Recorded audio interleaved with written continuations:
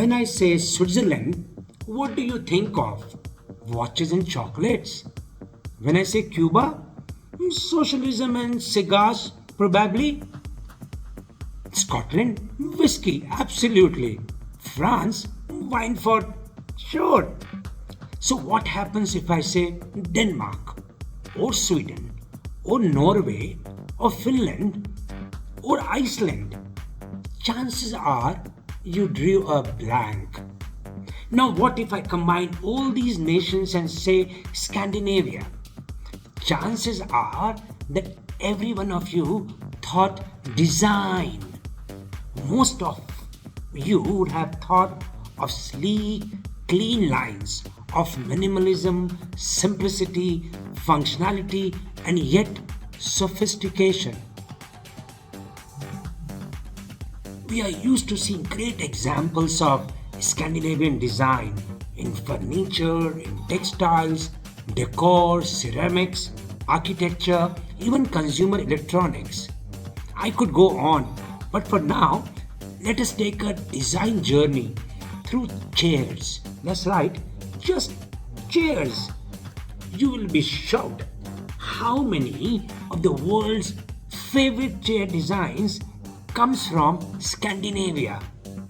You would have seen many versions of Arne Jacobsen's chairs from Denmark, like the famous swan chair or the egg chair or the most famous ant chair.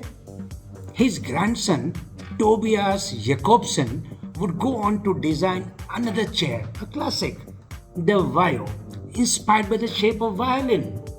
We also have another famous chair from Denmark, the Penton chair, designed by Werner Penton. Then we have Hans Wenger's wishbone chair. Wenger also designed the CH24 lounge chair. But his own favorite was what he called, well, the chair. We are not done yet. Here is Anne Hovman Olsen's Olsen chair. Looks like the Danes love chairs. The list on chairs can go on and on. Wenger himself designed over 500 chairs. You have seen all of these chairs, haven't you? So beautiful and comfortable that everyone and his uncle have copied it. But the Scandinavians design more than chairs. If you are a music lover, you will recall that Bang& Olufsen is Danish again. And boy, B&O speakers are as much for the eyes as they are for the ears. This might surprise you, but the Sydney Opera House is Danish design as well. And who can forget Nokia? There are still people who prefer Nokia's classic feature phones. I am visiting Scandinavia and I really am fascinated.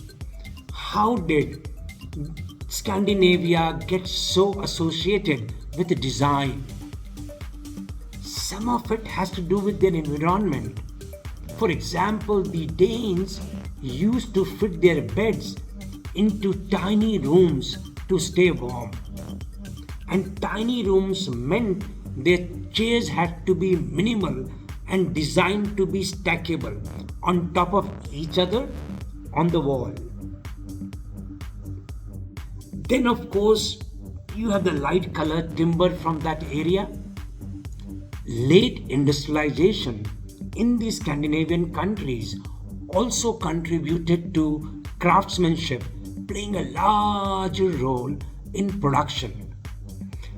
Also, after the World War, nations in Europe were looking at establishing national identities and labels like Made in Britain, Swiss made, and in that context, Danish design became matters of great interest for governments.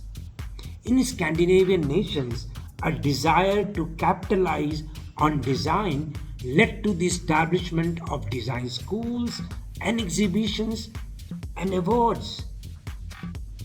The Royal Danish Academy of Art, for example, added a new furniture school. Now, does this explain all the chairs?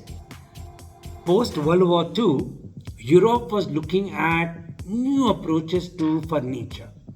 And in that context, light, minimal, functional, Scandinavian style made great sense. And that ended up popularizing the idea worldwide. And last but not the least is the Swedish multinational IKEA. IKEA took Scandinavian design, flat packed it, and made it the world's favorite idea of design and functionality. As I travel through the Scandinavian nations, the accent on design is all pervasive.